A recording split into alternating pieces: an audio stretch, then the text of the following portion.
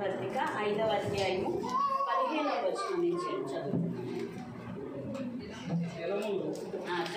దినములు చెడ్డవి కనుక మీరు సమయమును పోనీయక సద్వినియోగం చేసుకుంటూ అజ్ఞానం వల్లే కాక జ్ఞానుల వలె నడుచుకున్నట్లు జాగ్రత్తగా చూసుకుంటారు.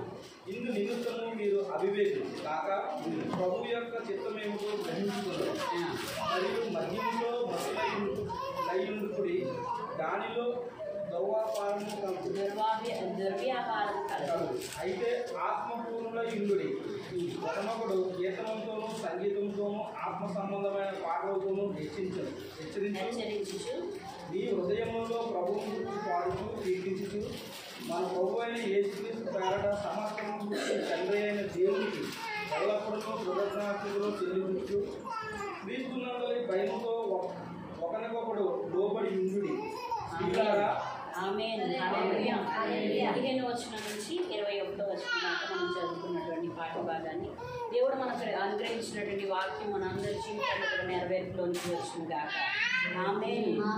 మరి దినములు చెడ్డవి కనుక మీరు సమయమును పోనీయక సద్వినియోగం చేసుకొనొచ్చు అజ్ఞానుల వలె కాక జ్ఞానుల వలె నడుచుకున్నట్లు జాగ్రత్తగా చూచుకొనుడి. ఇందు నిమిత్తము మీరు అవివేకులు కాక ప్రభు యొక్క చిత్తమేమిటో గ్రహించుకొనుడి. మరియు మద్యముతో మత్తులై ఉండకుడి. దానిలో ఏం కలదంట? దుర్వ్యాపారము కలదు. వ్యాపారము వేరు, దుర్వ్యాపారము వేరు. అయితే ఆత్మపూర్ణులై ఉండుడి. ఒకరికొకడు కీర్తనలతోనూ సంగీతములతోనూ ఆత్మ సంబంధమైన పాటలతోనూ హెచ్చరించుచు మీ హృదయములలో ప్రభువును గూర్చి పాడుచు కీర్తించుచు మన ప్రభు అయిన యేసుక్రీస్తు పేరట సమస్తమును గూర్చి తండ్రి అయిన దేవునికి ఎల్లప్పుడూ కృతజ్ఞతాస్తుతులు చెల్లించుచు క్రీస్తునందరి భయముతో ఒకరికొకడు లోబడి ఉండుడి. హల్లెలూయా. దేవుని వాక్యం దీవించి ఆశీర్వదించును గాక. మరి ఇక్కడ దేవుడు ఏమని చెప్తున్నారంటే లోకము మన ఎదుట ఉంది. దేవుని యొక్క రాజ్యం ఇప్పుడు ప్రజెంట్ ఎక్కడ ఉందండి? మన ఎదుట ఉందా? దేవుని రాజ్యం మన ఎదుట ఉందా? లేదు. అది మనము చూడవలసిన వారమే కానీ చూసి ఉన్న వారం అయితే కాదు కదా. అయితే మనం చూస్తున్నది ఏంటి? మన ఎదురుగా ఉన్నటువంటిది ఏంటి? మనం ఎక్కడ ఉన్నాము అంటే లోకంలో ఉన్నాం. ఎలాంటి దినాల్లో ఉన్నాము అంటే దుర్దినములు అని దేవుడు చెప్తూ ఉన్నాడు. దినములు చెడ్డవి. ఈ దినములు మంచివి కాదు. మనము వెడుచున్నటువంటి ప్రతి దినము కూడా మన మీద దోషారోపణ చేయడానికి, మనల్ని దోషులుగా ఎంచడానికి, మనలో ఉన్న క్రియలను సత్క్రియలను దుష్క్రియలుగా చేయడానికి సాతాను మన ఎదుట ఏముంచుతుందంట? లోకము, జీవకుడంబము, నేత్రాస, ఇంకా ఇంకోటి ఉంది శరీరాస, నేత్రాస, జీవకుడంబము. హల్లెలూయా. హల్లెలూయా. ఈ మూడు కూడా మనిషిని ఏం చేస్తాయంట? పాడు చేస్తాయి. అవును. హల్లెలూయా. ఏం చేస్తాయి? పాడు చేయడానికి అవకాశము 100% ఉంది. ఎందుకంటే దానికి వెంటనే మనం అట్రాక్ట్ అవుతాం కనుక, వెంటనే దాన్ని కోరుకుంటాం కనుక, మన కళ్ళు ఉన్నాయి చూసిందల్లా కోరుకుంటాం. ఎక్కడైనా పక్కింటోడు మంచి కూర వండుకుని స్మెల్ ఏదన్నా వచ్చింది అనుకోండి, వెంటనే మనకు అనిపిస్తుంది మనం కూడా ఓటేసుకోవాలి. హల్లెలూయా. ఏంటి? శరీరాస, నేత్రాస. అయ్యో ఆవిడ భలే నెక్లెస్ పెట్టుకుంది, ఈరోజు నేను కూడా ఏమైనా చేయించుకోవాలి. ఈరోజు అంటే ఈరోజు కాదు, కొంచెం కాస్ట్ ఇది కదా, ఏం చేయాలి? ఎప్పటికైనా నేను నెక్లెస్ కొనుక్కోవాలి. మనలో ఏం పడుతుంది? నేత్రాస. మన కంటిలో చూసింది మన హృదయంలో ముద్రించబడిపోతుందంట. అది నేత్రాస. జీవకుటంబము అంటే అందరికంటే నేను పైన ఉండాలి, అన్నీ కూడా నా దగ్గరే ఉండాలి, ఎదుటి వరకు ఉన్నాయి అన్నిటికంటే కూడా మంచివన్నీ కూడా నా దగ్గరే ఉండాలి అని మనం అనుకుంటాం కదా. ఈ మూడు కూడా ప్రతి మనిషిలోనూ ఉంటాయండి. నాలో లేవు అన్నోడు ఎవరైనా చేయొద్దండి? ఉండకుండా ఉంటాయా? ప్రతి ఒక్కరిలో ఉందా లేదా? ఎందుకంటే మనిషి ఆశ జీవి గనక. హల్లెలూయా. అదే ఆశ గురించి దేవుడు ఏమని చెప్పారో తెలుసా? ఆశ కలిగిన ప్రాణాన్ని తృప్తిపరుస్తానని కూడా దేవుడు చెప్పాడు. అవునా కాదు? ఈ లోకంలో మనకు కావలసినవన్నీ కూడా దేవుడు మనకు అనుగ్రహించడానికి ఇష్టపడుతున్న దేవుడు అండి. ఏది కూడా మనం కోరిందల్లా దేవుడు చేయకుండా ఉండడానికి కాదు. ఈ లోకంలో బంగారం పెట్టింది, ఈ లోకంలో వెండిని పెట్టింది, ఈ లోకంలో జాబులు కష్టపడితేనే కదా మనకేం కలుగుతుంది? మనకు కావాల్సినవి అన్నీ కూడా మన ఇంట్లో మన ఎదుట ఉంటాయి. ఇవన్నీ కూడా దేవుని యొక్క చిత్తమే. కానీ లోకమును బట్టి కాక, ఇక్కడ చూడండి, దినములు చెడ్డవైపోయినాయి. మరి గతించిన దినాల్లో అయితే కష్టపడేవారు, ఎవరి పొలాలు వాళ్ళు దున్నుకునేవారు. మరి సంక్రాంతి ఆ టైంకి వచ్చేసరికి ఏం చేసేవారు, మరి ఆ వడ్లన్నీ కూడా తెచ్చుకుని గాజుల్లో పోసుకుని, మరి ప్రతి నెల వాడికి అవసరమైనటువంటి వడ్లన్నీ కూడా ఆడించుకుని, మరి వారు తినడానికి అవి పోగు చేసుకునేవారు. ఇప్పుడు అలా కాదు. ఏమవుతుంది, మనం పండించిన పంట అంతానేమో ఎక్కడికి వెళ్తుంది, మార్కెట్లోకి వెళ్తుంది. మనమేమో మళ్ళీ ఏం చేస్తున్నాం, ఈ బియ్యం పనికిరావు, మనకి పండించిన బియ్యం పనికి రావట్లేదు. ఎందుకని, మరి అప్పటికి ఇప్పటికి తేడా, డిఫరెన్స్ ఎందుకని అంటే మనం తినేవన్నీ సన్న బియ్యం తినాలి. నేత్రాస, హల్లెలూయా. ఏంటంటే అవి ఇలా నోట్లో పెట్టుకోగానే కరిగిపోయినట్టు వెళ్ళిపోతుందండి సన్న బియ్యం అయితే. మేము పండించే దొడ్డు బియ్యం అయితే ఏమవుతున్నాయి, అమ్మో మాకు దిగట్లేదు. ఏంటి, మనం పండించే పంట కూడా మనకి దిగినటువంటి స్థితిలోకి వచ్చేసాం. ఇదివరకు అలా కాదు. ఆ దినములు మంచివి, ఆ రోజులు చాలా మంచివి. మరి పొల్యూషన్ లేనటువంటి ఊరిలో మనం ఉండేవాళ్ళం. మరి ఒకప్పుడు హైదరాబాద్లో కూడా పొల్యూషన్ లేదు. ఈరోజు హైదరాబాద్లో పొల్యూషన్ ఫుల్గా ఉంది. ఈరోజు ఢిల్లీ వెళ్ళామంటే ఫుల్ పొల్యూషన్ అంట. పొల్యూషన్కి నెంబర్ 1 ఊరేది అంటే ఢిల్లీ అని చెప్తున్నారు. మరి హైదరాబాద్ కూడా చెప్తున్నారు, కలకత్తా చెప్తున్నారు, అన్నీ చెప్తున్నారు. అవునా? ఇవన్నీ ఎందుకు పాడైపోయినాయి అంటే ప్రతి మనిషి ఆశ ఎక్కువైపోయి ఏం చేస్తున్నారంట, ఇంకా ఏదో సంపాదించాలి, ఇంకా ఏదో కనుక్కోవాలి, ఇంకా దేన్నో మనము సమకూర్చుకోవాలనే ఆశ పెరిగిపోయి ప్రతి దాని ద్వారా వారి ఆశ ఏమైపోతుందంట, వారి జీవనానికి అది ఏం పెడుతుంది, అడ్డుబండగా ఉంటుంది. హల్లెలూయా. వారి జీవనమునే మరి తీసుకోవడానికి సిద్ధంగా ఉంది. ఈరోజు పొల్యూషన్ ఏం చేస్తుంది మనల్ని, మన లంగ్స్ అన్నీ కూడా పాడైపోతున్నాయి. బయటకు వెళ్ళి ఆ స్మెల్ పీల్చినందువల్ల మన లంగ్స్ అన్నీ కూడా పాడైపోతున్నాయి. ఎందుకు అని అంటే మనం లగ్జరీకి అలవాటు పడిపోయాం. కారు లేకపోతే వెళ్ళలేము, బండి లేకపోతే వెళ్ళలేము. ఒకప్పుడు నడుచుకుంటూ వెళ్ళారు, ఇప్పుడు వెళ్ళగలవా?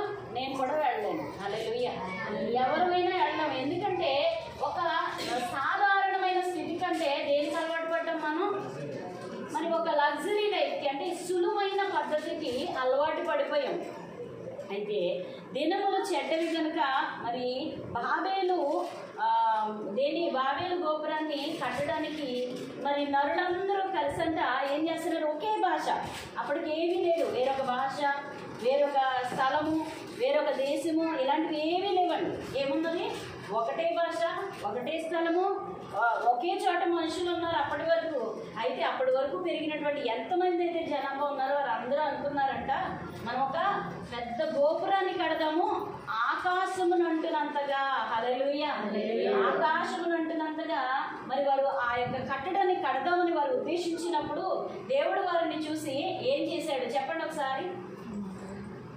ఏం చేశాడు వారిని చెప్పండి. భాషని తారుమారు చేశాడు, చెదరగొట్టేశాడు. హల్లెలూయా. హల్లెలూయా. ఇన్ని భాషలు ఎలా వచ్చినాయండి అని ఒక క్వశ్చన్ ఉంటుంది అందరికి. దేవుడే చేశాడు. హల్లెలూయా. ఒకే భాషతో ఉంటే ఏమైపోతారు, వీరి తెలివి మంచి తెలివి కాదు, మనిషి తెలివి, నరుని తెలివి ఎలాంటిదంట, ఆశతో కూడిందే కానీ ఆశ వెనకాల వచ్చే అనర్థాల గురించి సరైన అవగాహన లేనటువంటి జ్ఞానము నరునికి ఉంది కనుక అటు జ్ఞానము వలన వీరు ఎటువంటి పరిస్థితుల్లో వెళ్ళిపోతారో అని దేవుడు ఆ బాబేలు గృహాన్ని కడుతూ ఉంటుండగా వారిని చెదరగొట్టేశాడంట. హల్లెలూయా.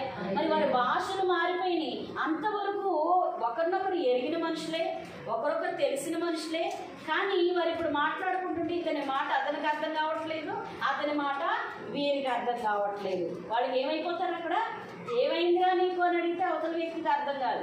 ఇప్పుడు దాకా బాగానే మాట్లాడావు కదా అని అంటాడు. అవతల వ్యక్తి అంటాడు, నాకు తెలుసు నువ్వు ఇంతకు ముందు బాగానే మాట్లాడావు కానీ నాకేమీ అర్థం కావట్లేదు. వాడి భాషలో చెప్తాడు. ఎందుకంటే అక్కడ ఉన్నటువంటి వారు తలంచినటువంటి కార్యము మరి రాబో భవిష్యత్తులో వారి యొక్క జీవనానికి అది చెడ్డదై ఉన్నది కనుక దేవుడు అక్కడ కార్యాన్ని చేసినట్లుగా మనం చూడగలుగుతున్నాం. హల్లెలూయా.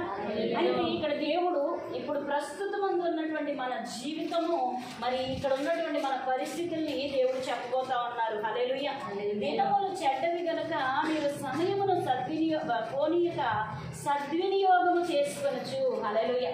ఇప్పుడు ఉన్నటువంటి మన మన యొక్క సమయాన్ని మనం ఏం చేయగలుగుతున్నాం ఒకసారి ఆలోచించండి.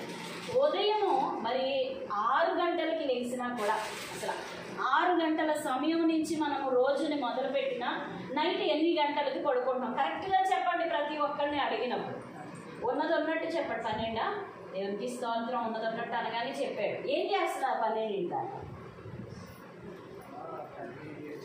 టైం వేస్ట్ చేస్తున్నావు. ఒప్పుకున్నాడు, దేవునికి స్తోత్రం. అయితే ఉదయం 6 గంటలకు లెగుస్తాం. లేవగానే ఏం చేస్తున్నాం? లేవగానే మొక్కలు వేయటం మానేసి మనం చేసే పని ఏంటి? ఫోను. హల్లెలూయా. ఒప్పుకుంటున్నాం, కానీ మార్చుకోవడానికి మట్టికి మనకి సిద్ధ మనసు లేదండి. దినములు చెడ్డవని దేవుడు చెప్తున్నాడు. దినములు చెడ్డవే, కానీ సమయమున పోనీయక మనం ఏం చేసుకోవాలి? ఉన్న సమయాన్ని సద్వినియోగపరచుకోండి. అంటే మనం ఏం చేస్తున్నాము? ఇప్పుడు అందరూ చెప్పారు కదా, ఇద్దరే కాదు చెప్పింది, అందరూ చేసే పని అదే. తీసి ఫోన్ చూస్తున్నాం, చూసి ఏం చేస్తున్నాం? వాళ్ళు చూసిన ఫోన్లో ఏం చూస్తున్నాం ఒకసారి ఆలోచించండి. దినములు చెడ్డవి అనడానికి ఇంతకంటే రుజువు ఏమన్నా కావాలా? ఈరోజు కీడంతా కూడా మన కళ్ళ ముందు కనిపిస్తూ ఉంది. దాన్ని విడిచి దాన్ని మన కంటిని తిప్పుకోవడానికి అవకాశం లేనటువంటివన్నీ కూడా దాంట్లో వస్తూ ఉంటే మరి దినములు చెడ్డవా మంచివా చెప్పండి. మరి గతంలో ఫోన్లు ఉన్నాయా? గతంలో యూట్యూబ్లు ఉన్నాయా? మరి గడిచిన దినాల్లో మరి ఏదైనా కూడా మనకు అవసరం. ఈరోజు వంటింట్లో వచ్చిన కొత్త కోడలు అత్తగారిని అడిగి వంట చేసేదంట. ఇదివరకు రోజుల్లో అయితే అత్తగారు నేర్పిస్తే వంట చేసేదంట. ఇప్పుడు ఏం చేస్తుంది?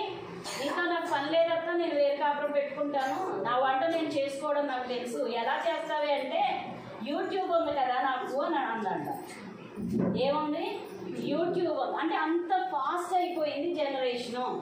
ఈరోజు నా తల్లిదండ్రులు విన్నట్టుగా అత్త మాట నేను విన్నట్టుగా నా కూతురు విన్ను. అవునా కాదా?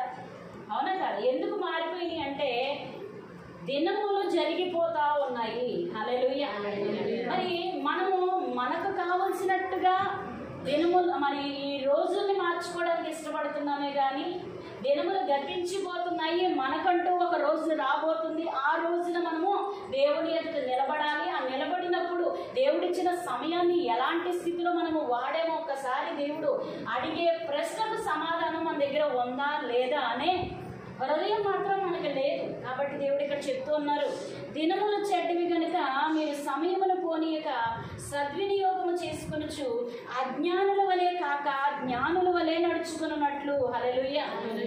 అజ్ఞానుల వలె కాకుండా ఎలా నడుచుకోమంటున్నాడు దేవుడు? జ్ఞానుల వలె నడుచుకున్నట్లు జాగ్రత్తగా చూచుకునుడి. ఇందు నిమిత్తము మీరు అవివేకులు కాక ప్రభువు యొక్క చిత్తం ఏమిటో గ్రహించుకునుడి. హల్లెలూయా. దేవుడు రోజులనిచ్చింది ఎందుకండి? దినములనిచ్చింది ఎందుకు అంటే మనల్ని మనం సరి చేసుకుని దేవుని సన్నిధిలోకి అడుగు పెట్టడానికి, అర్హతను సాధించడానికి. హల్లెలూయా. అది విడిచిపెట్టి లోపల్లో ఏం సంపాదిద్దాము, ఏ ఇల్లు కడదాము, ఏ బంగారం కొందాము, ఏ దేశం వెళ్దాము, ఇది మన ప్రయత్నాలు. లోకాన్ని వెతుకుతున్నామా, మనము పరలోకాన్ని వెతుకుతున్నామా? గమనించండి. దేవుడు ఇక్కడ మరలా మనకు చెప్తున్నటువంటి మాట ఒకసారి గమనించుకుంటే, మీరు అవివేకులు కాక ప్రభు యొక్క చిత్తం ఏమిటో గ్రహించుకోమంటున్నాడు. అంటే ప్రభు యొక్క చిత్తం ఏమై ఉంది అంటే ఇక్కడ మనం చూద్దాం. మరియు మద్యముతో మత్తులై ఉండకుడి, దానిలో దుర్వ్యాపారము కలదు, అయితే ఆత్మపూర్ణులై ఉండుడి. హల్లెలూయా. హల్లెలూయా. మరి సమయాన్ని సద్వినియోగపరచుకోమంటున్నాడు. జ్ఞానుల వలె ఉండమంటున్నాడు దేవుడు. జాగ్రత్తగా ఉండమంటున్నాడు. అవివేకులు కాకుండా. ఎందుకంటే మరి లోకములో ఉన్న వివేకం అంటే మంచి వివేకం ఏం కాదండి. ఏ మనిషిలోనూ యథార్థమైన వివేకము, యథార్థమైన జ్ఞానము లేదు. కానీ వారు అందరూ ఏం చేస్తారు? మిమ్మల్ని మోసపరుస్తారు. ఈ లోకంలో మోసపోయిన తర్వాత అంటాము, ఏమంటాము? అయ్యో మోసపోయానండి అనుకున్నా. జస్ట్ 2 నెలల క్రితమే ఎవరో వచ్చి దీంట్లో పెడితే మీకు డబల్ వస్తాయండి అంటే గొప్పను పెట్టాం, ఉన్నది పోయింది. అంటే దేనికోదానికి దేవుడికి ఉపయోగపడుతుంది అనుకుని పెట్టాను. ఏమైంది? అది పోయింది. ఉన్నది కూడా పోగొట్టుకున్నాం. ఏం చేస్తారు వాళ్ళు? మోసపరుస్తారు. మనకి నప్పేలాగా మాట్లాడతారు. మనం ఏం చేస్తున్నామో దానికి తగ్గట్టుగా మాట్లాడతారు. మనల్ని బొట్లో వేసిన తర్వాత వాడు జారుకుంటారు. తర్వాత భరించేది ఎవరు? ఉన్నది కూడా లేకపోయాక నువ్వు నేనేం చేస్తాం? ఇంకా ఉన్నది కూడా పోగొట్టుకుని నువ్వు నేను చేసేది ఏమన్నా ఉందా? ఏమీ లేదు. హల్లెలూయా. అయితే మరియు మద్యముతో మత్తులై ఉండకుడి, దానిలో దుర్వ్యాపారము కలదు, అయితే ఆత్మపూర్ణులై ఉండుడి అని దేవుని యొక్క వాక్యం సెలవిస్తూ ఉంది. హల్లెలూయా. ఎంతటి గనులైనా కూడా మోసపోయే అవకాశం ఎక్కడుంది? పరలోకంలో ఉందా? ఎక్కడుంది? లోకములో ఎంతటి గనులైనా కూడా మోసపోతారండి. ఎంతటి గనులైనా పడిపోయే అవకాశం. మనము దేవుని రాజ్యము చేరేంత వరకు కూడా చాలా జాగ్రత్త కలిగి ఉండాలంట. అమ్మ పెద్ద పాస్టర్, మరి అదేంటి ఆవిడే పడిపోయింది అంటే, పడిపోయే అవకాశం పెద్ద పాస్టర్ కాదు, ఎవరికి ఉంది? పెద్ద పోపులతో సహా అందరికీ ఉంది. అందరూ మనుషులే. ఏం చేస్తారు? అందరూ పడిపోయే అవకాశం ఉంది. మన ఆత్మకు మనమే ఉత్తరవాదులం అంట. ఒకటి మీద పెట్టడానికి లేదు. నీకంటూ ఒక ఆత్మనిచ్చాను, ఆత్మను అనుసరించి నడవమన్నాను, నువ్వు నడిచావా లేదా? లెక్క ఒకటే ఉంటుంది దేవుని ఎదుట. నీకు ఇచ్చిన సమయాన్ని నువ్వు ఏం చేశావు? నీకు ఇచ్చినటువంటి సమయంలో నువ్వు ఎలాగో బ్రతికావు? నీకు ఇచ్చినటువంటి సమయమును బట్టి నువ్వు ఎలాగో జాగ్రత్తగా నీ ప్రాణాన్ని నువ్వు కాపాడుకున్నావు అని మాత్రమే ఈ 3 క్వశ్చన్లతో దేవుడిని ఎదురు నిలబడ్డప్పుడు మన దగ్గర సమాధానం ఉంటుంది. మన దగ్గర ఏముంటుంది? ప్రభా, నువ్వు నాకు ఇచ్చావు కదా జాబు, ఆ జాబ్ చేసుకుంటా ఉన్నాను ప్రభా. నేను పైన సంఘం నడుస్తూ ఉంటే నేను కింద జాబ్ చేసుకుంటున్నాం ప్రభా అని కూడా అనొచ్చు మనం. హల్లెలూయా. అంటే దేవుడు అంటాడు, సరేనమ్మా నేను పైన నా రాజ్యం వెళ్తాను, నువ్వు నీ రాజ్యంలోకి వెళ్ళు అంటాడు. పైన కింద అక్కడ కూడా ఉన్నాయి కదా మరి, అవునా కదా? ఎక్కడుంది? పైన పరలోకం ఉంది, తర్వాత ఏముంది? నరకం కూడా ఉంది. నేను నా రాజ్యంలో ఉంటానా, నువ్వు నీ పనిలో ఉంది అయితే అని అంటాడు. అప్పుడు మన దగ్గర సమాధానం ఉండదు. అయితే దేవుడు ఇక్కడ చెప్తున్నటువంటి మాట, ఒకరినొకడు కీర్తనలతోనూ ఆత్మపూర్ణులైన వారు చేయదగినటువంటి పనులు ఏంటి అంటే, దేవుడు ఇక్కడ ప్రత్యక్షంగా దేవుడు మనకు చెప్తున్నటువంటి మాట, ఒకరినొకడు కీర్తనలతోనూ సంగీతములతోనూ ఆత్మ సంబంధమైన పాటలతోనూ హెచ్చరించుచు. హల్లెలూయా. ఒక్కొక్కడు మాటలతో వినరండి, మాటలతో వినరు. కొంతమంది పాటలు పడతారు, అవునా కాదు? కొంతమంది ఇప్పుడు మోసగాడు చూడండి ఏం చేశాడు, నాతో ఎలా మాట్లాడాలో వాళ్ళకి తెలుసు, ఈవిడ ఎలా అయితే బెండ్ అవుతారా అని చెప్పి అలాగ మాట్లాడతారు. అలాగే దేవుని రాజ్యం మనం చేరాలంటే వేరొకరిని మనము రక్షించాలి, కంపల్సరీ. అది మన ప్రధాన ధ్యేయమై ఉండాలి. అయితే మనం ఎలాగ ఉండాలంట? మొదటిగా ఆత్మపూర్ణులై ఉండి ఒకరినొకడు కీర్తనలతోనూ సంగీతములతోనూ ఆత్మ సంబంధమైన పాటలతోనూ హెచ్చరించుచు మీ హృదయములలో ప్రభువుని గూర్చి పాడుచు కీర్తించుచు మన ప్రభు అయిన యేసుక్రీస్తు పేరట సమస్తమును గూర్చి తండ్రి అయిన దేవునికి ఎల్లప్పుడూ కృతజ్ఞతాస్తుతులు చెల్లించుచు క్రీస్తు నందలి భయముతో ఒకరినొకడు లోబడి ఉండుడి. హల్లెలూయా. నేను గొప్ప అంటే మనం పడిపోయినట్టే. ఇక్కడ సొంతరి ప్రార్థన, పరిసైన ప్రార్థన మనం విన్నాం కదా. 2 వ్యక్తులు ఏమని ప్రార్థన చేస్తారంట? సొంకరి ప్రార్థన చేస్తున్నాడంటే ఏమని చేస్తున్నాడు? ప్రభా, నా అంతటి పాపి ఏడయ్యా అంటున్నాడంట. ప్రభా, నా అంతటి పాపి ఎవరు లేరు, నీ సన్నిధిలో నిలవబడ్డానికి నాకు అర్హత లేదు. ఎందుకంటే తను పాపే అవడానికి. ఇక్కడ ఉన్నటువంటి రక్షించబడిన వ్యక్తి కంటే రక్షించబడని వ్యక్తి పాపే. కానీ అతను వచ్చి ఏం చేస్తున్నాడు? దేవుని సన్నిధిలో ప్రభా, నేను పాపిని అని ఒప్పుకుంటున్నాడు. రక్షించబడినటువంటి వ్యక్తి, ప్రభా ఇదిగో ప్రభా, నేను నీ సన్నిధిలో ఉన్నాను, నేను ఈ కార్యం చేశాను, నువ్వు చెప్పిన పని చేశాను, నువ్వు ఇమ్మన్నది ఇచ్చాను, నువ్వు వెళ్ళమన్న చోటకు వెళ్ళాను. ఎందుకంటే తన సొంత డబ్బా కొట్టుకుంటున్నాడు. సన్నిధికి వెళ్ళి ఏం చేస్తున్నాడు? సొంత డబ్బా కొట్టుకుంటున్నాడు. రక్షించబడిన వ్యక్తి అంట. పాపి ఏం చేస్తున్నాడు అంటే, ప్రభా నీ సన్నిధిలో నిలవబడడానికి నా అర్హత కూడా లేదు అంటే, తను ఏమై ఉన్నాడో తను జ్ఞానము కలిగి మాట్లాడుతున్నాడు. ఇక్కడ ఇతను ఏం చేస్తున్నాడు అంటే, చెప్పిన పని చేశాను, నువ్వు ఇమ్మన్నది ఇచ్చాను, నువ్వు తీసుకోమన్నది తీసుకున్నాను, నువ్వు ఎలా చెప్తే అలా చేశాను, చెప్పినట్లుగా చేసావు కనుక ప్రభా నువ్వు నన్ను నడిపించినందుకు నీకు స్తోత్రమయ్యా. ఏం చేయాలి? దేవుడు ఇమ్మనడానికి గల కారణం, దేవుని ఉద్దేశం వేరు, నీకు తెలియదు. మనం ఇమ్మన్నప్పుడు ఇచ్చాము, వచ్చి నువ్వు ఇమ్మన్నట్టు ఇచ్చేసాను ప్రభా, అయ్యి బాబా ఈరోజు మంచి భలే చేశాను నేను, అమ్మో నేను భలే చేసేస్తున్నాను దేవుడి పనులు అని అనుకుంటామా లేదా?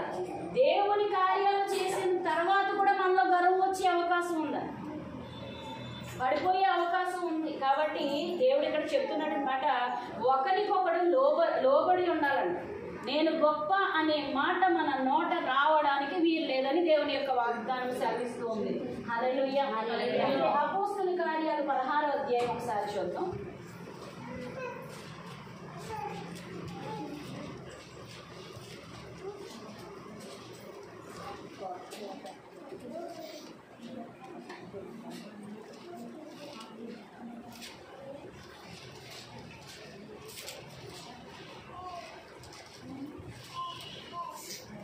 అధ్యాయం 14వ వచనం నుంచి.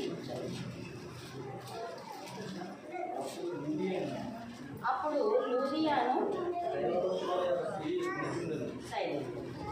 దైవభక్తుల యొక్క స్త్రీ వినుచుండెను. ఆమె ఉదాహరణ పొంది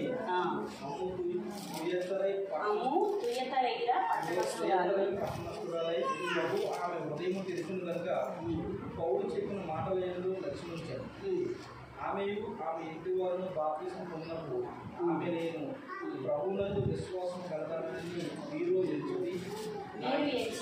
ఎంచితే నా ఇంటికి వచ్చిందని వేడుకొని మమ్మను బలవంతం చేశాను. హల్లెలూయా.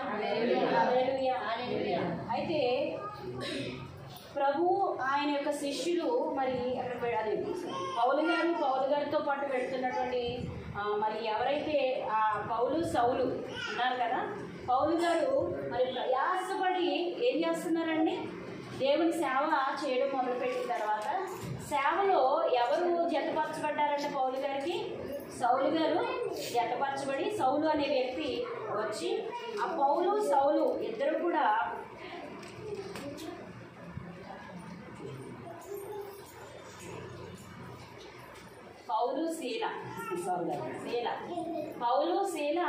శీల అనే వ్యక్తి కూడా దేవుని సేవకు జతపరచబడ్డాడు పౌలు గారితో పాటుగా. పౌలు శీల ఏం చేశారు అంటే మరి అక్కడి నుంచి పైన చూద్దాం. కాబట్టి మేము త్రోయను విడిచి ఓడ ఎక్కి తిన్నగా సముద్రాకేకును మరునాడు నెయపోలికిని అక్కడ నుండి ఫిలిప్పీకిని వచ్చితిమి. మాసిదోనియా దేశంలో ఆ ప్రాంతమునకు అది ముఖ్య పట్టణమును రోమీయుల ప్రవాస స్థానమునై ఉన్నది. మేము కొన్ని దినములు ఆ పట్టణములో ఉంటిమి. విశ్రాంతి దినమున గవిని దాటి నదీ తీరమున ప్రార్థన జరుగుననుకుని అక్కడికి వచ్చి కూర్చుండి, అంటే వాళ్ళందరూ కూడా అక్కడికి వచ్చి కూర్చుంటే అక్కడ ప్రార్థన ఏదో జరుగుతుందేమో అనుకున్నట్ట ఎవరు వచ్చారు, తుయతైర అనే పట్టణస్థురాలైనటువంటి లూదియా అను ఒక స్త్రీ అక్కడ ప్రార్థన జరుగుతుందేమో అని వచ్చిందంట. హల్లెలూయా. ప్రార్థన జరుగుతుందేమో అని అంటే ఆ ఇంట్లో కూడా రాకుండా పారిపోయే వాళ్ళు ఉన్నారు, అవునా కాదు? ఆ ప్రదేశానికి వచ్చే వాళ్ళు కూడా రాకుండా వెళ్ళిపోయే వాళ్ళు కూడా ఉన్నారు, అవునా?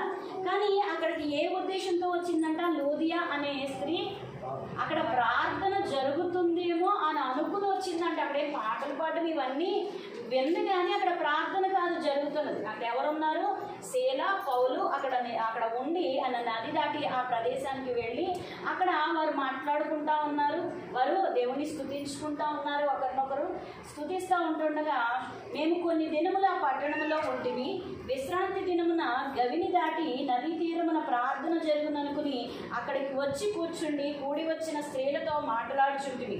అప్పుడు లూదియా అను దైవభక్తి గల ఒక స్త్రీ వినుచున్నదంట. అంటే వీళ్ళు చేస్తున్నటువంటి ప్రార్థన కానీ అక్కడ స్త్రీలతో మాట్లాడుతున్నటువంటి మాటలు కానీ మరి దేవుణ్ణి కొనియాడుకునే ఆ యొక్క స్థితిని ఆమె చూసి లూదియా అనే స్త్రీ ఏం చేసిందంటే అక్కడికి వచ్చి మరి ఇక్కడ చూద్దాం, ఆమె ఉదారంగు పొడిని అమ్ముకునే స్త్రీ అంట, తుయతైర పట్టణస్థురాలంట. ప్రభువు ఆమె హృదయమును తెరిచెను గనక. హల్లెలూయా. నేను ఎందుకు మరి మొదటి వచనంకి వెళ్ళాను అంటే నేను చెప్పింది 14వ వచనం దగ్గర నుంచి కదా. అది అప్పుడు లూదియాయను దైవభక్తి గల ఒక స్త్రీ అని చెప్పబడి ఉంది. దైవభక్తి గల స్త్రీ అని చెప్పబడి వినుచుండెను అని ఉంది కదా. ఆ దైవభక్తి గల స్త్రీ అని అక్కడ ఎలాగూ చెప్పగలిగారు అంటే అక్కడ వినుచున్నటువంటి మాటలను బట్టి ఎక్కడికి వచ్చిందంట, దేవుణ్ణి ఆరాధించడానికి వచ్చిందంట. హల్లెలూయా. అక్కడ పౌలు గారు శీల గారు ఇద్దరు కూడా చేస్తున్నటువంటి ప్రార్థనలను బట్టి అక్కడ వినిచినటువంటి స్త్రీలందరినీ చూసి అక్కడ ప్రార్థన జరుగుతుందని ఆమె వచ్చి మరి కూర్చున్నప్పుడు ఆమె హృదయాన్ని దేవుడు తెరిచాడంట. హల్లెలూయా. ప్రతి ఒక్కరి హృదయం ఒకే సమయంలో తెరవబడదు. అంటే అలాంటి స్థితికి మన హృదయం సిద్ధపడాలి. హల్లెలూయా. మన ఉంటాయి, స్టేజెస్ ఉంటాయి. ఎందుకు అని అంటే కొంతమంది దేవుడు అంటే ఇష్టం అండి అంటారు. గడిచిన 3 నెలలుగా ఒక ఆవిడ ఇక్కడే మార్కెట్లో కలిసిన ప్రతిసారి కూడా ఆవిడ ఏమంటారంటే, అమ్మ నాకు ఏమైనా సన్నిధికి రావాలనిపిస్తుంది కానీ ఏదో అడ్డుపడుతుందమ్మా, నాకు ఎందుకో రాలేకపోతున్నాను. మా వారికి మా పిల్లలకి అయితే చాలా ఇష్టం దేవుడు అంటే, నేనే అడ్డు పెడుతున్నాను. హల్లెలూయా. ఏమని చెప్తుంది? ఆవిడకి ఇష్టమేనంట దేవుడు అంటే. ఆవిడ అబ్బాయి చిన్నప్పుడు కాలుకి నడవలేకపోతే ఇక్కడ ఉన్నవాడు ఒక దేవుడు నమ్ముకున్న ఆవిడ ప్రార్థన ఆయన ఇస్తే రాస్తే తగ్గిపోయిందంట. నడవడం ప్రారంభించాడంట. దేవుడేనండి గొప్ప కార్యం చేశాడు కాబట్టి నాకు దేవుడి గురించి తెలుసు అని చెప్పి ప్రతి సోమవారం పనిగట్టుకుని నేను ఎక్కడ కనిపిస్తాను అన్నట్టు వచ్చి ఒకే మాట, నేనే అడ్డుపడుతున్నానండి మా హస్బెండ్కి. మా పిల్లలైతే అమ్మ వెళదామమ్మా అని బ్రతిమలాడుతున్నారంట. తన భర్త, కొంతమంది చాలా మంది ఇప్పుడు ఏ పరిస్థితిలో ఉన్నారంటే భర్త ఒప్పుకుంటే చాలా పరిగెట్టేద్దాం దేవుడి సన్నిధికి అనే ఉద్దేశంతో ఉన్న స్త్రీలు ఉంటే ఆ స్త్రీ ఏం చేస్తుందంట, ఆ భర్తని పిల్లల్ని నేనంట ఆపుతున్నానని మళ్ళీ వచ్చి నాకే చెప్తుంది. పోనీ వాళ్ళ భర్త ఎవరో నాకు తెలియదు, వాళ్ళు వచ్చి నాకేం కంప్లైంట్ చేస్తారు అనుకోవడానికి సంబంధం లేదు. కానీ ఏంటి అంటే ఎవరు ఆపుతున్నారు? ఆ హృదయం అయితే దేవుడు కోరుకుంటున్నాడు, ఆ హృదయం అయితే దేవుడిని కోరుకుంటుంది. కానీ మధ్యలో ఎవరున్నారు? ఎవరికి లోబడుతుంది? సంపూర్ణంగా దేవుడిని అంగీకరించలేకపోతుంది. సంపూర్ణంగా దేవుడి సన్నిధికి ఏమైపోయినా దేవుడి సన్నిధికి వెళ్ళాలి అనే స్థితి లేదు ఆమెకి. కానీ ఇక్కడ ఈ స్త్రీ ఆ ప్రదేశానికి వచ్చిందండి. దానిని చూసిన దేవుడు తన హృదయాన్ని తెరిచాడంట. హల్లెలూయా. మన హృదయం తెరవబడాలి, దేవుని సన్నిధిని మన హృదయంలో పెట్టుకోవాలి, దేవుని యొక్క ఆత్మ మనలో ఉండాలి. ఆయన మనతోనూ మనం ఆయనతోనూ ఉంటేనే తప్ప మనము ఫలించమని దేవుడు చెప్పాడు కనుక మనము ఆయనతో ఉండాలంటే మనం ఏం చెయ్యాలి అనే హృదయం మనకు కావాలండి. హల్లెలూయా. ఆశ ఎలా ఉండాలంటే దేవుడితో సంబంధం కోసం వెతుకులాడేదిగా ఉండాలి మన హృదయం. అంతేగాని ఈ లోకం కొరకు, ఈ పాపం కొరకు, ఈ బంధాల కొరకు, ఈ జీవితాన్ని నెట్టుకు రావడానికో కాదండి. మన జీవితం ఇక మీదట దినములు గడిచిపోయినాయి, మనం ప్రయాసపడే దినములు గడిచిపోయినాయి. ఇక మీదట మనము దేవుడితో సంబంధం కొరకు వెతుకులాడే సమయం అంట ఇది. హల్లెలూయా. హల్లెలూయా. అయితే ఇక్కడ 15వ వచనంలో చూద్దాం. ప్రభువు ఆమె హృదయమును తెరిచిన గనక పౌలు చెప్పిన మాటలు యందు లక్ష్యముంచెను. ఆమెయు ఆమె ఇంటి వారును బాప్తిస్మము పొందినప్పుడు, హల్లెలూయా, ఆమె హృదయం తెరవబడితే ఏం జరిగిందండి? వారి ఇంటి వారికి అందరికీ రక్షణ వచ్చింది. ఎలా వచ్చింది అంటే ఇప్పుడు అనుకుంటున్న భర్త మరి మూర్ఖుడండి. యేసుక్రీస్తు ప్రభు మాట ఎత్తితే చాలు ఏం చేస్తాడు? కొట్టేస్తాడండి, బైబిల్ చింపేస్తాడండి, కాల్ చేస్తాడండి. మా పిల్లలు కూడా ఒప్పుకోరండి. ఇది సాక్ష్యం ఈరోజు నీవు కలిగి ఉన్నావేమో. కానీ దేవుడు అంటున్నాడు, నీవు కనుక నీ హృదయాన్ని దేవుడికి నీవు ఇవ్వగలిగితే నీ భర్తను మార్చే పని నాది. హల్లెలూయా. నీ భర్తకు నీకు ఈ లోకంలో సంబంధమేమో కానీ నువ్వు చనిపోయిన తర్వాత నీ భర్త ఒకవేళ ఎవరి ముందో తెలియదు. చనిపోయిన తర్వాత నీకు ఇంకా బంధాలు ఉండవే. నశించిపోయే బంధాల నిమిత్తము నీ యొక్క ఆత్మను నువ్వు మరి ఏం చేయబోతున్నావో ఒకసారి ఆలోచించుకోమని దేవుడు చెప్తున్నాడు. హల్లెలూయా. ఈ స్త్రీ ఏం చేసిందంటండి, తన యొక్క హృదయాన్ని దేవునికి ఇవ్వడానికి సిద్ధపడి ఆ స్థలానికి వస్తే తన ఇంటి వారు అందరూ కూడా రక్షించబడ్డారంట. హల్లెలూయా. ప్రార్థించే స్త్రీని దేవుడు ఎన్నుకుంటాడండి. ఎక్కువగా స్త్రీలు సంఘాల్లో ఎన్నుకుంటారో తెలుసా? కుటుంబం అంటే అధికమైన ఇష్టం స్త్రీ పొందుతుంది. కాబట్టి మన ప్రియుడు, మన రక్షకుడు మరి యేసుక్రీస్తు ప్రభువు కూడా మరి ఆయన రాజ్యాన్ని కట్టే బాధ్యత వధువుగా పిలుచుకున్నాడండి. హల్లెలూయా. సంఘం అంటే పురుషులు స్త్రీలు అని కాదు. సంఘం అంటే ఒక స్త్రీ అని అర్థం. సంఘం అంటే ఒక స్త్రీతో దేవుడు పోల్చాడు. మరి రోధించే స్త్రీలను పలికలో నమ్మించమంటే మనం ఆలోచిస్తాము, స్త్రీలంటే స్త్రీలని పిలుస్తాం మనం. కాదు, రోధించే స్త్రీలంటే సంఘములో ఉన్నటువంటి దేవుని చిత్తము నెరిగినటువంటి వారిని మనము పిలవాలి, రోధించాలి. మనందరము కలిసి ఆయన రాజ్యాన్ని కట్టడానికి. పురుషులు స్త్రీలని భేదం లేదు, అందరూ కూడా ఆయన అనుగ్రహించినటువంటి రక్షణను బట్టి ఆయనకు కుమారులై ఉన్నారని రాయబడి ఉంది కదా. గలతీయులకు రాసిన పత్రిక 3వ అధ్యాయం 26వ వచనంలో రాయబడి ఉంది కదా. మరి రాయబడినప్పుడు దేవుడు మనల్ని ఎలా పిలుచుకున్నాడు? ఇప్పుడు ఒక స్త్రీగా పిలిచాడండి, ఒక వధువుగా పిలిచాడు. మనల్ని కోరుకుంటున్నాడు దేవుడు, మనల్ని ఇష్టపడుతున్నాడు దేవుడు. ఆయన మాటకు మనం లోబడినట్లయితే హల్లెలూయా, హల్లెలూయా. అయితే ఇక్కడ రాయబడి ఉంది, ఆమెయు ఆమె ఇంటి వారందరూ నా బాప్తిస్మము పొందినప్పుడు ఆమె నేను ప్రభువునందు విశ్వాసము కలదానని మీరు ఎంచితే. హల్లెలూయా. ఇక్కడ ఏం లేదండి ఆమె హృదయంలో. నేను కనుక ఇలా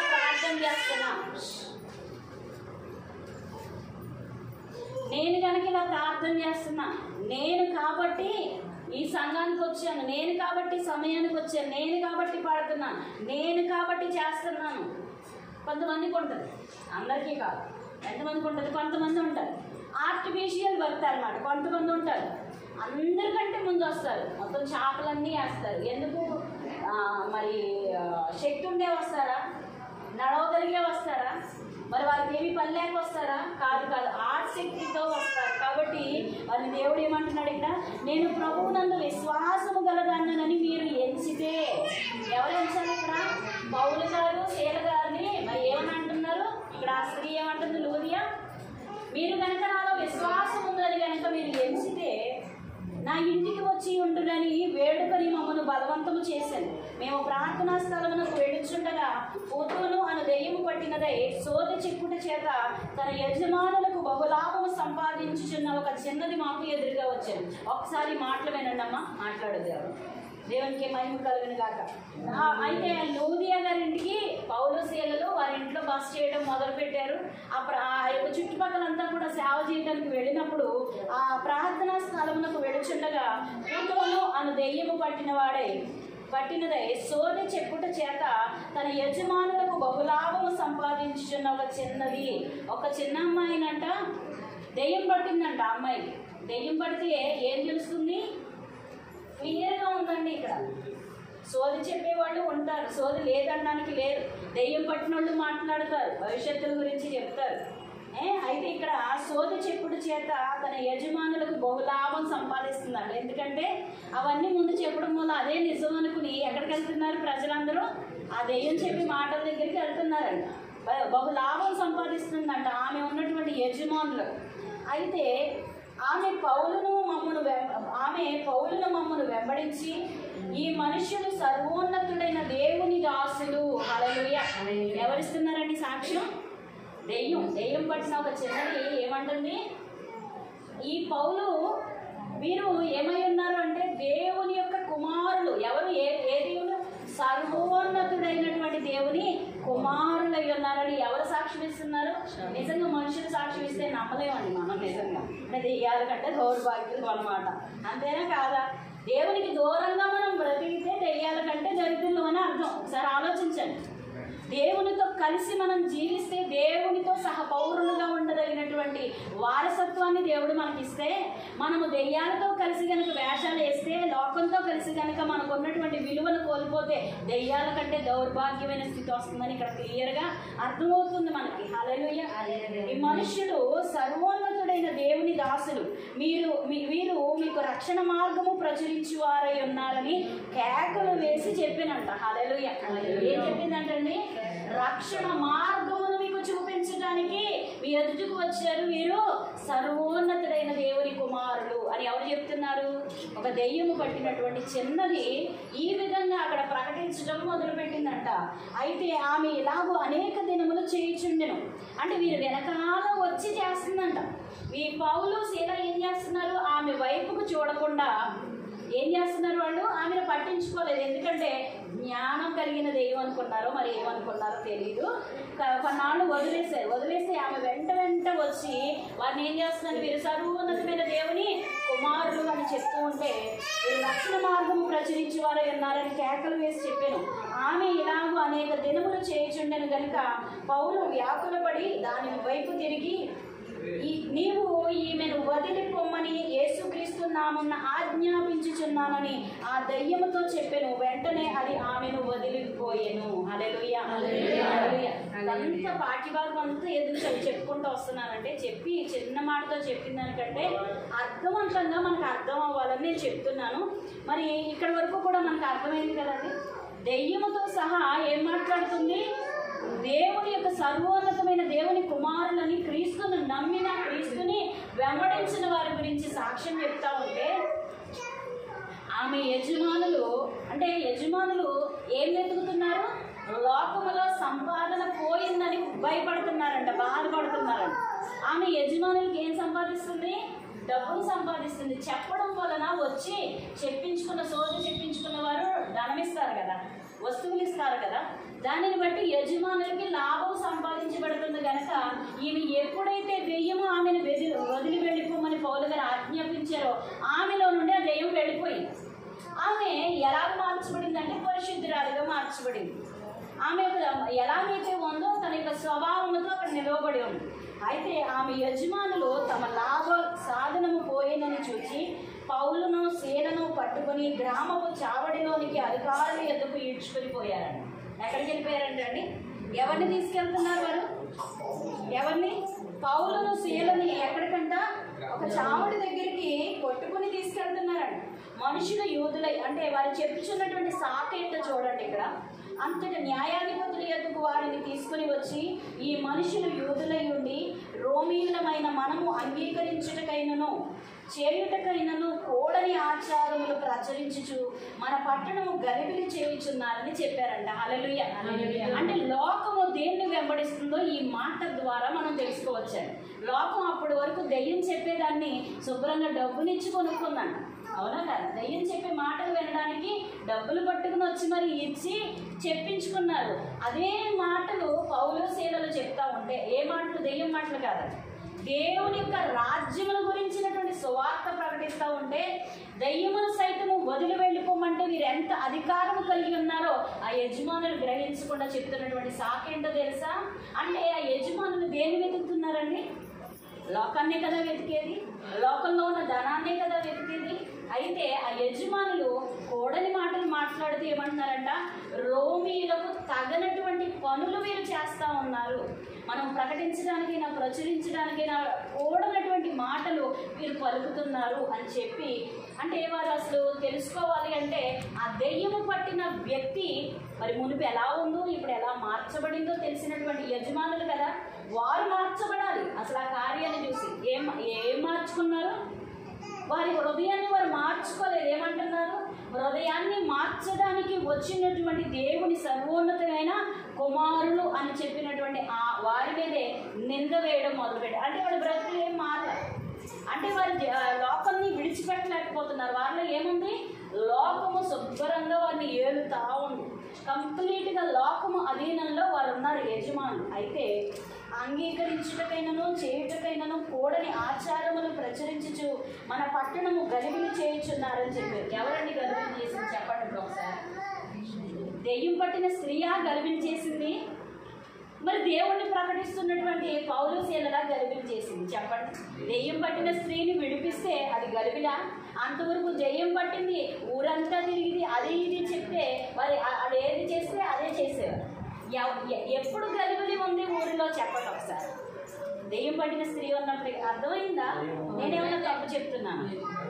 ఎప్పుడు గలిబిలి లేకుండా ఉంది ఊరు? చెప్పండి. ఆమె దెయ్యం నుంచి విడిపించబడ్డప్పుడా, దెయ్యంతో కలిసి జీవిస్తున్నప్పుడు? దెయ్యం విడుదల. కానీ మీరేం చెప్తున్నారు? ఊరిని గలిబిలి చేస్తున్నారని అక్కడ సాక్ష్యం ఇస్తా ఉన్నారు. హల్లెలూయా. అప్పుడు జన సమూహము వారి మీదకి దొమ్మిగా వచ్చారంట. ఊరంతా కూడా ఎలా వచ్చారంట? దొమ్మిగా వచ్చారంట. దొమ్మి అంటే తెలుసా? దొమ్మి కేసు అంటారు. కొన్ని వందల మంది అలా ఎక్కువ మంది వచ్చి ఒకరి మీద పడిపోతే ఎవరు చంపారో తెలియదు కాబట్టి మొత్తం అందరినీ మీద కేసు పెట్టలేరు కాబట్టి కేసు అయితే పెడతారు, కానీ వారిని ఎవరు అని నిర్ధారణ లేని దాన్ని దొమ్మి కేసు కింద కొట్టేస్తారంట. అవునా?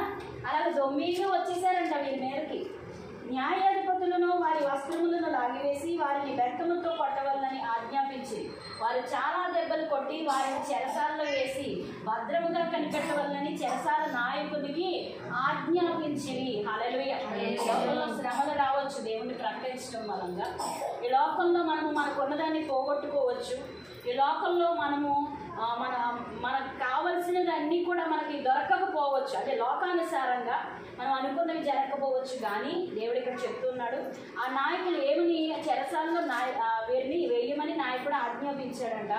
అతడు అట్టి ఆజ్ఞను పొంది వారిని లోపల చెరసాల్లోనికి త్రోసి వారి కాళ్లకు బొండ వేసి బిగించారంట. కాలు అడుగు తీసి అడుగు వేయడానికి కూడా లేనటువంటి స్థితిలో ఎవరున్నారు?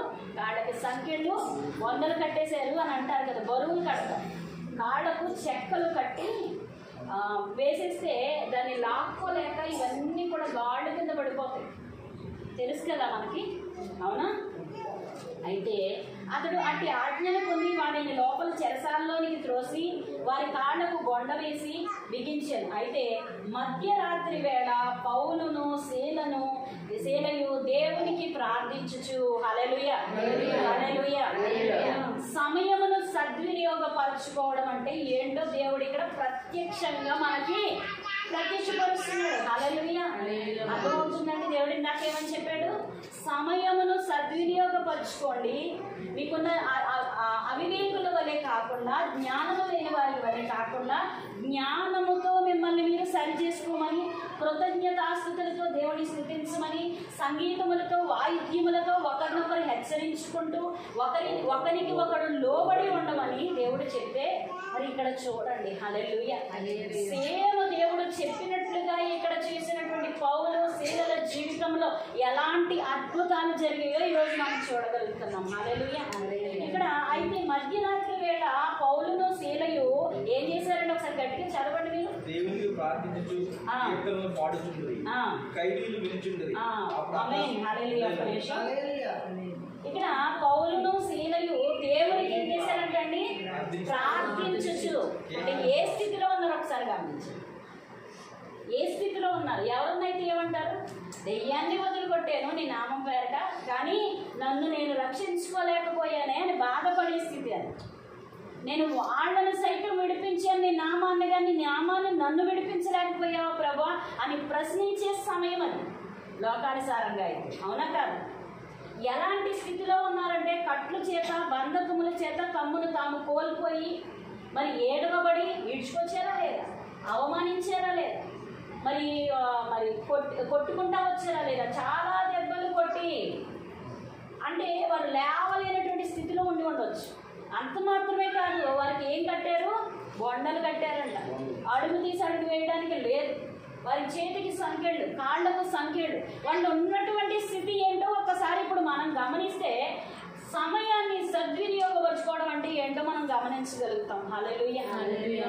అంటే వారు ఏ స్థితిలో ఉన్నారంట? అసలు తమ్మును తాము కోల్పోయి కొట్టినటువంటి, ఇంకా లాస్ట్కి వచ్చేసరికి తెలుస్తుంది, రక్తాలతో ఉన్నారు. ఎవరిని ఆదరించే వాళ్ళు ఉన్నారా? కొట్టినటువంటి దెబ్బల చేత వారు ఏమై ఉన్నారు? నలిగిపోయి ఉన్నారు, బాధించబడి ఉన్నారు. వారు లేవలేక ఉండి ఉండవచ్చు, కానీ లేవలేని స్థితిలో కూడా వారు లేచి ఏం చేస్తున్నారు? హల్లెలూయా. దేవుడు మహిమపరచొద్దండి. అసలు ఆ దేవుని గొప్పతనం ఏంటో పౌలు శీలను చూస్తే మనకు తెలుస్తుందా లేదా? అలాంటి పరిస్థితుల్లో వారు లేచంట ఏం చేశారంట? ప్రార్థించడం మొదలు పెట్టారంట. హల్లెలూయా. నిద్రను జయించలేమండి మనం. 3ంటికి లేమంటే ఎవరు లేగట్లా, 4ంటికి లేమంటే ఎవరు లేగట్లేదు. ఎవరు లేస్తున్నారు చెప్పండి? 5ంటికి అట్లీస్ట్ 5ంటికి రండమ్మా అంటే ఎవరు రావట్లేదు. గట్టిగా రమ్మంటే ఒక అరగంట రమ్మంటే కూడా రాలేకపోతున్నారు.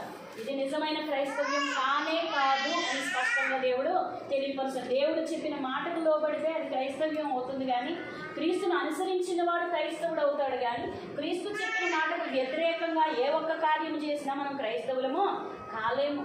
ఎలాంటి పరిస్థితులు ఉన్నారండి పౌలు శీలలు? ఇప్పుడు వాళ్ళు అది కష్టం అని చెప్పినా కూడా చాలా తక్కువే, బాధించబడ్డం అని కూడా చెప్పినా కూడా చాలా తక్కువే. హింసించబడ్డారు. అలాంటి స్థితిలో వారు దేవునికి ప్రార్థించుచు కీర్తనలు పాడుచుండిరి, ఖైదీలు వినుచుండిరి. హల్లెలూయా. ఖైదీలు మూర్ఛిల్లిపోయి ఉండొచ్చు. హల్లెలూయా. అవునా?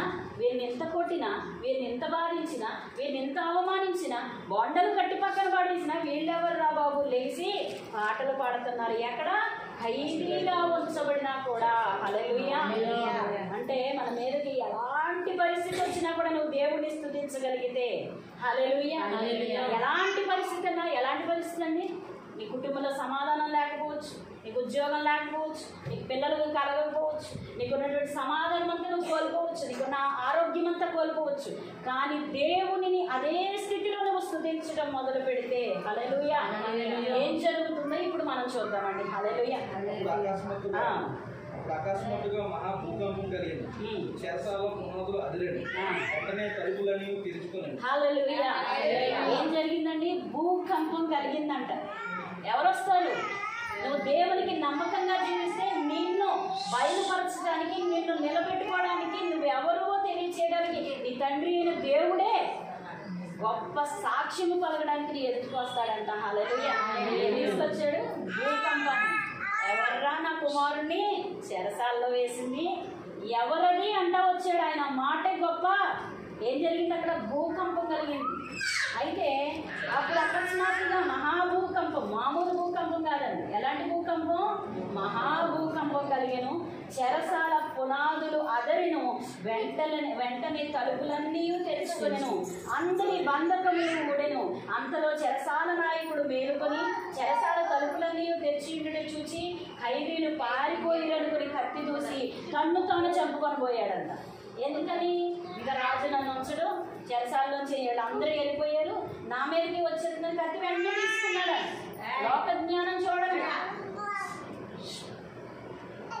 అంతలో చెరసాల నాయకుడు మేలుకొని చెరసాల తలుపులన్నీ తెరిచి ఉండడం చూచి ఖైదీలు పారిపోయినట్టు కత్తి దూసి తను తాను చంపుకొనబోయెను. అప్పుడు పౌలు, నీవు ఏ హానియు చేసుకొనవద్దు. హల్లెలూయా. ఎంతటి ఉదార స్వభావమో చూడండి. ఇంకా చక్కగా వాడు కత్తి దూసేసుకుంటే భలే బాగుండు, మనం ఇంచుక వెళ్ళిపోవచ్చు అని అనుకుంటారు. అవునా కదా? దేవుడు అందుకే తలుపు తెరిచి ఉంటాడు.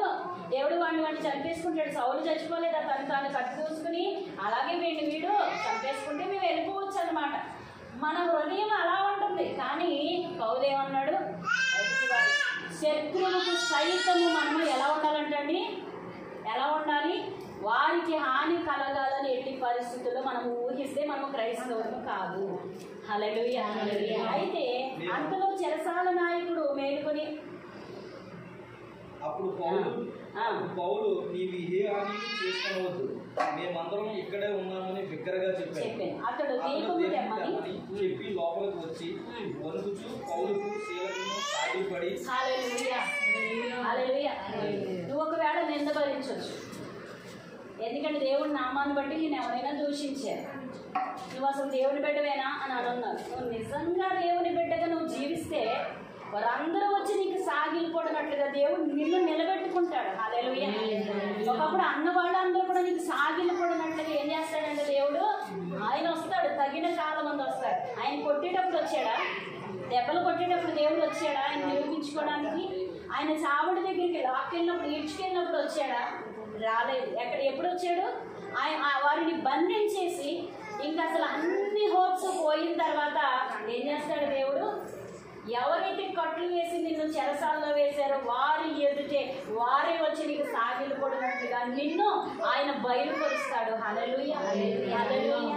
అతడు దీపము తెమ్మని చెప్పి లోపలికి వచ్చి వణుకుచు పౌలుకును శీలకును సాగిలపడి వారిని వెలుగులకు తీసుకుని వచ్చి, అయ్యలారా, రక్షణ పొందుటకు నేనేమి చేయవలెను? హల్లెలూయా. ఏం చేయాలంట? అంటే అసలు దేవుని పిల్లలు కాదు అని అన్నటువంటి వ్యక్తితో అదే నోటితో ఏమంటాడు? రక్షణ పొందాలంటే నేను ఏం చేయాలయ్యా అని అడుగుతున్నాడండి. అయితే అందుకు వారు ప్రభువైన యేసునందు విశ్వాసం ఉంచుము. హల్లెలూయా. విశ్వాసం అనేది ఎలా ఉంచారండి పౌలు శీలలు? వారిని గమనిస్తే మనం ఏ స్థితిలో అయినా ఆయన వైపు చూడడానికి అవకాశం ఉంది. అవునా కాదు? విశ్వాసం అనేది నిరీక్షించేదండి, పోగొట్టుకునేది కాదు. విశ్వాసం అనేది పొందుకునేది. ఆల్రెడీ పొందుకున్న దానికోసం మనం నిరీక్షణ కలిగి ఉండాల్సిన అవసరం లేదు. అది ఎల్లప్పుడూ కూడా మనకు ఇవ్వదగినది. కాబట్టి ఎప్పుడు దేవుడు నిన్ను విడిచిపెట్టాడు, నా పని అయిపోయింది, నాకు ఇంకా జీవించే అర్హత లేదు, నాకున్నదంతా అయిపోయింది, నేను ఇంకా వ్యాపారం చేయలేను, నేను ఇంకా నా సంసారాన్ని నేను వెడదీయలేను, అయ్యో నా బిడ్డలు నేను పెంచలేను, నేను ఇంకా బ్రతకలేను అన్న సిచ్యువేషన్లో ఉన్నా కూడా దేవుడిని ఘనపరచగలిగితే, హల్లెలూయా, ఆయనను కీర్తనలతో ఆయనను మహిమపరచగలిగితే, మనం ఎలాంటి స్థితిలో ఉన్నా కూడా ఆయనను ఘనపరిచే స్థితి మనకు దేవుడు ఇచ్చాడు. హల్లెలూయా. హల్లెలూయా. అట్టి స్థితిలో కనుక నువ్వు ఉన్నప్పుడు దేవుడిని ఘనపరచు, ఆయనను ప్రశ్న వేయడం కాదు. అలాంటి స్థితిలో మనం ఏం చేయాలంట? మరి పౌలు శీలలు అయితే ప్రశ్నించే సమయమే, కానీ ఏం చేశారు? స్తుతించడం మొదలు పెట్టారు, గణపరచడం మొదలు పెట్టారు, ప్రార్థించడం మొదలు పెట్టారు. వారు మాత్రమే కాదు రక్షించబడము, అక్కడ ఉన్నటువంటి చూసిన ప్రతి ఒక్కరికి రక్షణకు కారకులుగా మిగిలిపోయారు. హల్లెలూయా. పౌలు శీలలు బయలుదేరినటువంటి కార్యము అక్కడ సంపూర్ణమైందా లేదా? ఊరిలో వింటే కొద్ది మంది రక్షించబడేవారేమో, 1000 మందిలో 5-6 రక్షించబడేవారేమో. అవునా కాదు? అందరూ వినరు కదా దేవుని మాట. కొంతమంది వింటారు. లూదియా వెంది రక్షించబడింది తన కుటుంబం. మరి ఎవరైనా రక్షించబడ్డట్టు అక్కడ రాయబడి లేదు, ఒక కుటుంబం రక్షించబడింది. అయితే దేవుడు ఇక్కడ వీరి ప్రయాసను చూసి హల్లెలూయా, వీరి విశ్వాసమును పరీక్ష పెట్టి హల్లెలూయా, పరీక్ష ఉంటుందా లేదా?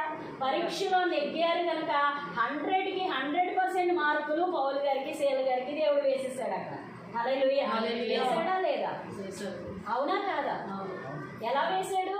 వారు ఎందు నిమిత్తము బయలుదేరారో ఆ రక్షణ కార్యము ఒకే చోట సంపూర్ణం చేసేసాడంట దేవుడు. హల్లెలూయా. ఇక్కడ రక్షించబడినటువంటి మరి ఆ ఖైదీలు కానివ్వండి, ఆ యొక్క మరి ఇక్కడ రాయబడిన అతను ఎవరు, చెరసాల నాయకుడు కానివ్వండి, హల్లెలూయా, అతను ఒట్టిగా కోరుకుంటాడా? ఆ ఊరికి అతను ఒక్కడు చాలు. ఇంకా పౌలు గారు ఇక్కడ ఉండాల్సిన అవసరం లేదు, మరో ఊరికి బయలుదేరొచ్చు. అవునా కాదు? ఆ ఊరిలో ఆయన వచ్చినటువంటి పనంతా కూడా దేవుడు కంప్లీట్ చేసేసాడు. హల్లెలూయా. ఈ రోజు నువ్వు అనుకోవచ్చు, ఇలా చేసుంటే నా బ్రతుకు ఇలా బాగుండేది, ఇలా ఉండుంటే నేను ఇలా అనుకున్నాను, ఇలా జరుగుంటే నేను ఇలాగ ఉండేవాడిని కదా. ఇప్పటి కాదు, ఈ రోజు నీ జీవితంలో జరుగుతున్న ప్రతి ఒక్కటి కూడా నీకు అనానుకూలంగా ఉన్నా కూడా దాన్ని నీకు అన్ని విషయాల్లో కూడా నేను హెచ్చింపును, నీ జీవితంలో నీకు హెచ్చింపునిచ్చుటకే దేవుడు అనుమతించాడు కానీ నిన్ను తగ్గించడానికి ఎంత మాత్రం కాదు. హల్లెలూయా. చెరసాల సంఖ్యలనే తెంపిన దేవుడు, మరి దేవుని యొక్క సన్నిధిని కోరుకున్నటువంటి పౌలు శీలను హెచ్చించిన దేవుడు ఈరోజు మన జీవితాలు అద్భుతం చేయలేడంటారా? ఈరోజు మనకున్నటువంటి పరిస్థితులు ఏదైనా కానివ్వండి, ఒక్కొక్కరికి ఒక్కొక్క సమస్య. దేవుడు ఏం చెప్తున్నాడో మనం గమనించినట్లయితే దేవుడు ఏమంటున్నాడు? కీర్తనలతోనూ వాయిద్యములతోనూ సంగీతములతోనూ ఆయనను గణపరచమంటున్నాడు. ఆయన అడిగేది ఒక్కటేనండి, నువ్వు ఏ స్థితిలో ఉన్నా కూడా హల్లెలూయా, నువ్వు ఎలాంటి పరిస్థితిలో ఉన్నా కూడా విశ్వాసముతో దేవుణ్ణి గణపరచడం మొదలు పెడితే స్తుతి నీ స్థితిని ఖచ్చితంగా మార్చివేస్తుంది. హల్లెలూయా. మన పరిస్థితులన్నిటినీ కూడా తారుమారు చేయగలదు. హల్లెలూయా.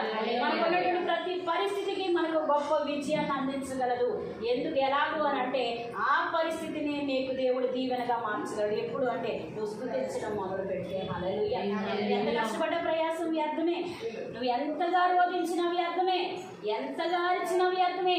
దేవుడిని స్తుతించడం మొదలు పెడితే దేవుడు గొప్ప ఘనమైన కార్యాలు మన అందరి జీవితంలో చేయడానికి, దేవుని మీద విశ్వాసం ఉంచిన మన అందరము కూడా క్రీస్తును కనుగొన్న వారిగా, క్రీస్తును ప్రకటించే వారిగా, క్రీస్తు యందు నిలిచిన వారిగా మనం ఉన్నట్లయితే మన జీవితాల్లో దేవుడు గొప్ప అద్భుత కార్యాలు చేయడానికి ఆయన కూడా సిద్ధంగా ఉన్నాడండి. హల్లెలూయా. మనం ఎలా ఉండాలో మనకు దేవుడు మాదిరి చూపించాడా లేదా? ఎలా ఉండాలి మనం? పౌలు శీలల వలె ఉండాలి అనేది దేవుడి దినమున మనకు బయలుపరిచి ఉన్నాడు. వాళ్ళు విశ్వాసంతో ఉన్నారు. ఎందుకు విశ్వాసంతో ఉన్నారంటే అలాంటి పరిస్థితిలో కూడా చెరసాలలో దేవుణ్ణి స్తుతించడం మొదలు పెట్టారు. అలాంటి పరిస్థితుల్లో కూడా మన అందరం కూడా దేవుని స్తుతించడం మొదలు పెడితే ఈ రోజే నీ జీవితాన్ని దేవుడు మార్చడానికి సిద్ధంగా ఉన్నాడు. ఆయనే తానే వచ్చి నీ పక్షముగా యుద్ధమాడడానికి దేవుడు సిద్ధంగా ఉన్నాడు. ఆయన ఒక్క మాట చాలు, నీకు ఎదురుగా ఉన్న నీ శత్రువును భూకంపము చేత బద్దలు చేయగలిగిన దేవుడై ఉన్నాడు. హల్లెలూయా. హల్లెలూయా. శత్రువుల గురించి మనం ఆలోచించాల్సిన అవసరం లేదని ఆయన చూసుకుంటాడు. హల్లెలూయా. శత్రువులను సైతము రక్షించగలిగిన సిద్ధ మనసు నీకు ఉంటే దేవుడు నీ శత్రువులను నీకు మిత్రులుగా చేయగలడు. హల్లెలూయా. హల్లెలూయా. దేవుడు వాక్యము దీవించి మన అందరి హృదయాల్లో నింపి మన అందరినీ కూడా భద్రపరుచుకుని కాపాడును గాక. ఆమేన్. ఆమేన్. ఆమేన్.